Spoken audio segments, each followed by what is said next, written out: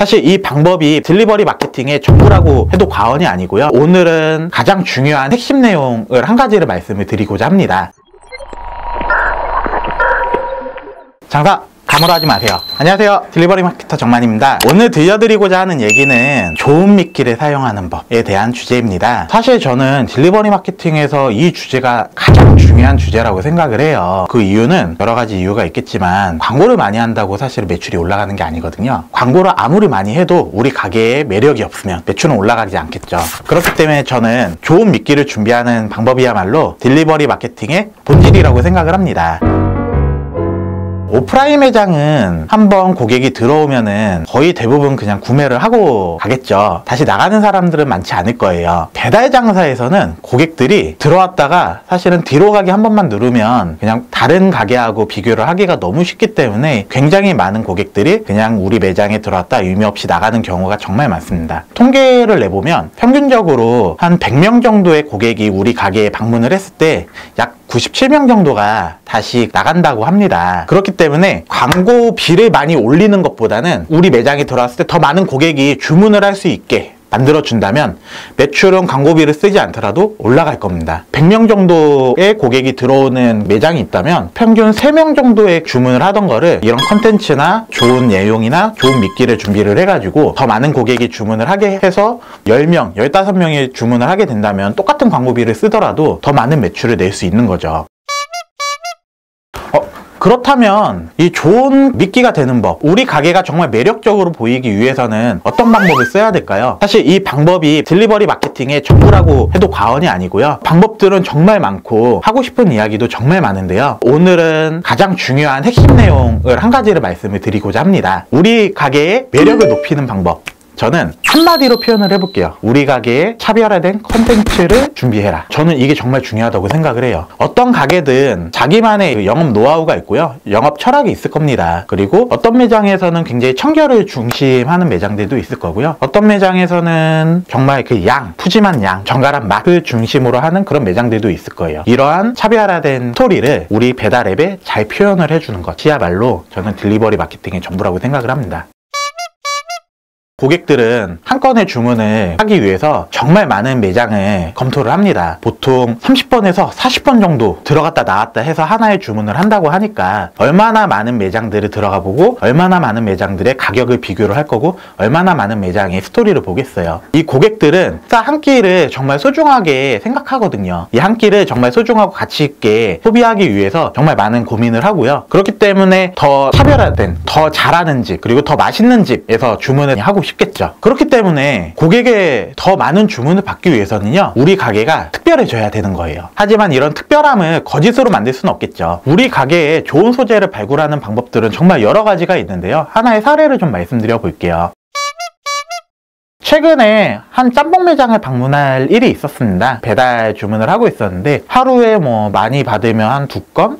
보통 한 건에서 2건 정도, 정말 많이 받으면 한 5건 정도 주문을 받는 매장이었어요. 이 짬뽕집이 정말 맛이 없고 정말 형편없냐? 사실 그건 아니었어요. 근데 그 메뉴를 보니까 일반 짬뽕 7,000원, 고기 짬뽕 8,000원, 해물 짬뽕 8,000원 재미없게 팔고 있더라고요. 근데 이 매장이 사실 가지고 있는 가장 큰 장점은 이 사장님이 매일매일 아침마다 매장에서 직접 면을 뽑는 매장이었어요. 사실 그런 것들이 표현이 되지 않다 보니까 고객들 입장에서는 이 매장이 정말 열심히 하는지 아니면 기성품을 사용해가지고 그냥 하는지 알 수가 없잖아요. 처음 시작하는 매장이고 하다 보니까 매출이 많이 늘지 않았었던 거죠. 당연히 이런 부분들을 사진에 녹이고 멘트를 만들어서 올려놨더니 많은 매출의 향상이 있었습니다. 하나 더 사례를 드려 볼게요. 메밀냉면 집이었는데요. 이 메밀냉면 집이 다른 배달 가게에 비해서 면을 좀 비싸게 팔고 있었어요. 배달 냉면집은 한 7,000원에서 8,000원 정도에서 이제 판매되는 경우가 많았는데, 여기는 이제 사장님이 그 100% 메밀냉면에 대한 자부심이 너무 강해서 우리 그 메밀면은 10,000원에 팔겠다, 11,000원에 팔겠다, 가격에 대한 게 너무 확고하셨어요. 근데 단순하게 메밀냉면입니다 라고 하니까 매출이 많이 나오지 않았겠죠. 저는 이 부분을 이런 식으로 표현을 해드렸었던 것 같아요. 우리 매장은 100% 메밀냉면을 사용합니다. 밀가루가 1g이라도 들어갔으면 1억을 드리겠습니다. 이런 식으로 제가 표현을 했더니 매출이 굉장히 많이 올라간 사례가 있었어요. 꼭 이런 재료나 특별한 조리법이 없더라도 활용할 수 있는 방법들은 많이 있는 것 같아요. 한 매장은 깔끔하게 하는 매장이었거든요. 홀이 굉장히 잘 돼 있고 주방도 오픈돼 있어 굉장히 깔끔하게 하고 있는 매장이었는데, 그 매장에는 우리 치킨집은 정말 깨끗한 환경에서 청결하고 안심하게 드실 수 있게 하고 있습니다를 주방 사진을 찍어가지고 컨텐츠로 만들어가지고 올려드렸습니다. 당연히 기존에 팔던 것보다 2배 이상 매출이 나왔었고요. 그러면 프랜차이즈 매장 이 경우에는 차별화 포인트를 찾을 게 없지 않냐